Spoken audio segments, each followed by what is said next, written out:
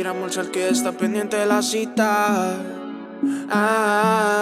Está malvada y quien la ve tan bonita.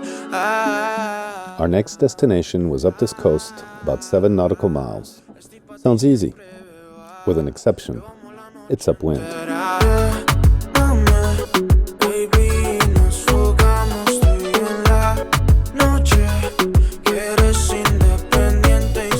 My strategy was to follow the coast closely to stay away from the waves and swell.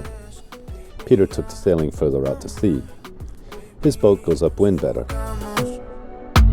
Mensaje mío, ya mismo te pones bien elegante, yeah, yeah.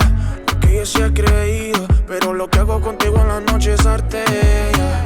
Quieres la llama cuando tienes frío, al menos chica eres muy sensata. Te vas cuando tus padres están dormidos. Using only motor and mainsail, I tacked back and forth, zigzagging close to shore.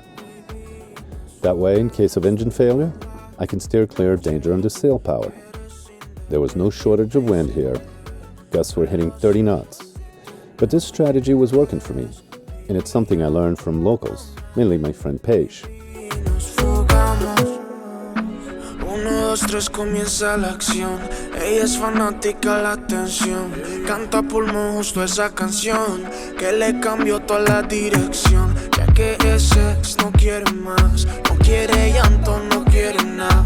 Quiere gozarla, quiere escapar de lo que era su realidad. Ya no está puesta para el drama, lo que quiere es gozar, no pecar. Solo quería alegría en la cama, no responsabilidad. Nah, nah, nah, nah. Yeah, yeah, yeah. Mama, baby, nos jugamos tú y en la. It was a slow process, as Galopin was only averaging 4 to 5 knots. But if I had gone further out, I would be bashing against 2 to 3 meter waves and not making much headway. And I would have a tough time keeping a bearing north and a good angle to the wind. That was working for Peter, but I don't think it would work for me.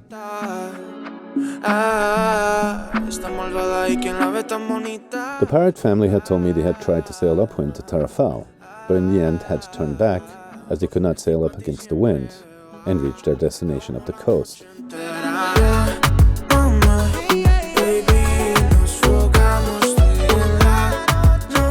After about 2 hours, I got closer to Tarrafal here. There are still some wind gusts, but not much swell. Peter's up ahead, of course, but I'm not far behind.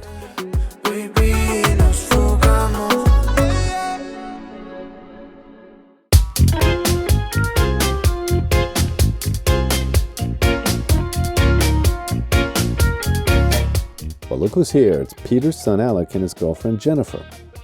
They came down by ferry, a 20-hour journey.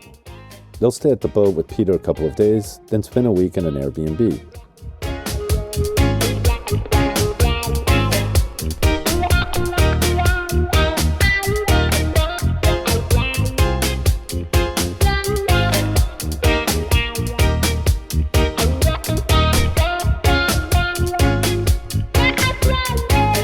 We decided to hang out at this beach here in Tarrafal. The girls, Lily and Wendy, decided to stay at the boat.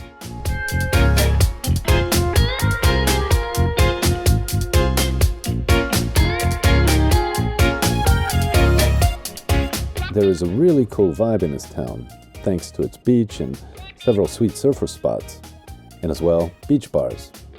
This one made awesome mojitos. It was a Sunday afternoon, so the beach is busy. Many locals drive the 2-hour journey from the city to hang out here. Normally, there would be quite a few foreign tourists here, but because of COVID, it's mostly homegrown tourism.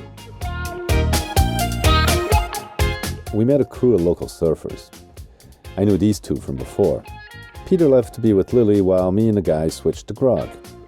I gave a few bucks to one of them who happily fetched the liquor. We slowly got drunk on sunshine and grog until sunset. Then Peter came to get us. Tomorrow will be a busy day.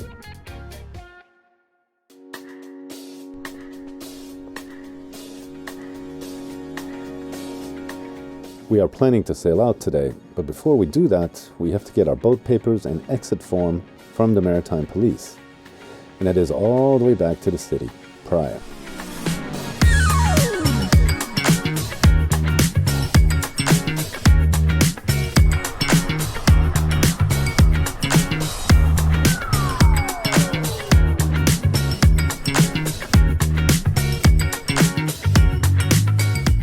We pitched in for a taxi and Annie here would spend the day with us.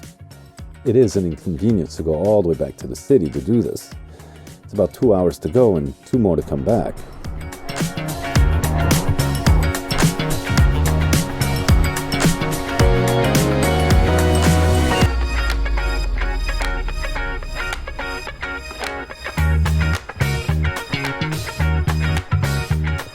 We decided to make the most of it, beginning with a stop here for our specialty, linguiça sausage. It was near lunchtime and they offered barbecued pork, absolutely delicious and tender. We bought some sausage to bring back and continued on.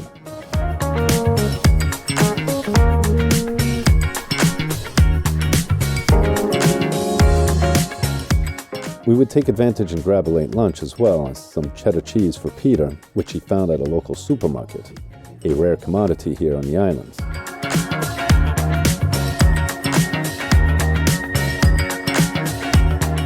The authorities went through the formalities of issuing us an exit paper as well as our boat documents. It took about a half hour or a little more.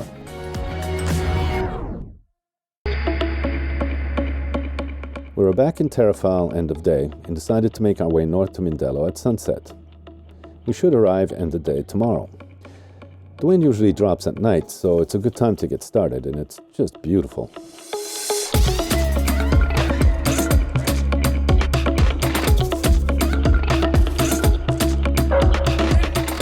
I set my course north and sailed as close upwind as Galopin could.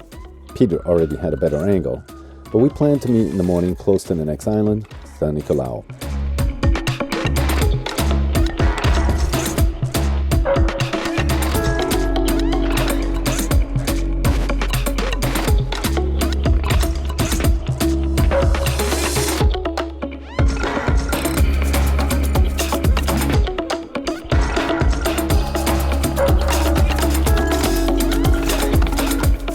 In the morning, I could see we were not on a good course. We were drifting south and not going very fast.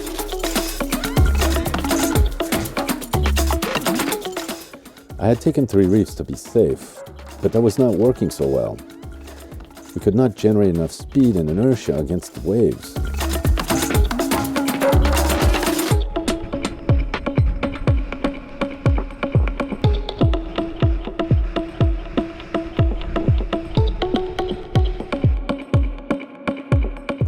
And then the wind picked up 25 to 30 knots sustained, and the waves short, broken, and bigger.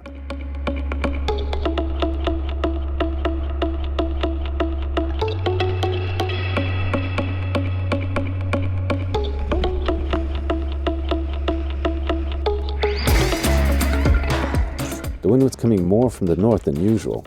I had a tough time keeping a good bearing. I tacked to correct, but Galopin was struggling, only doing 3 to 4 knots.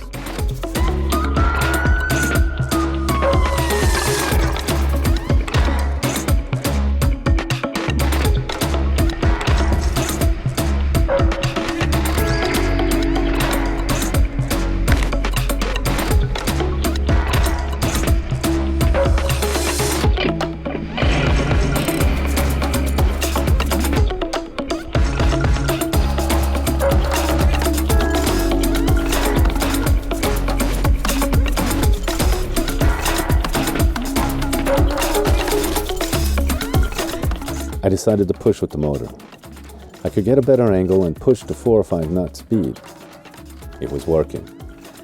I checked on Wendy, who just slept and puked, the poor thing. I'll soon get you to land, my dear. And then my engine just stopped. I'm really bummed. On our way back from Santiago to Mindelo, and my engine just stopped running, man. I was pushing up to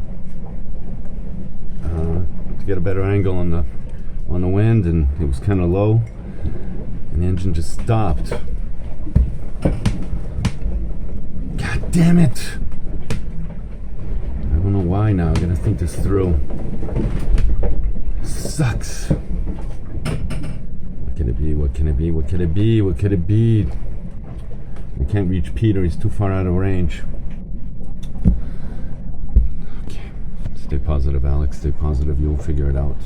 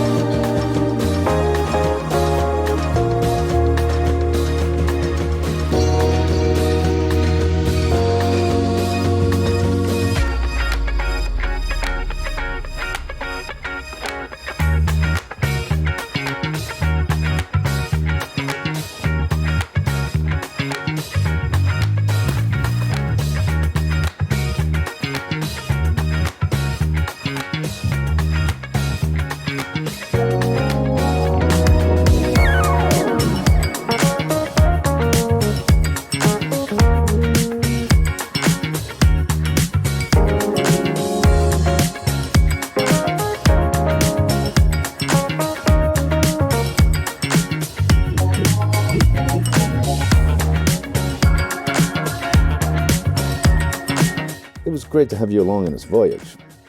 Give this a thumbs up and subscribe if you feel any value in this series. Me and Galopin promise you a good time every Wednesday, so welcome aboard.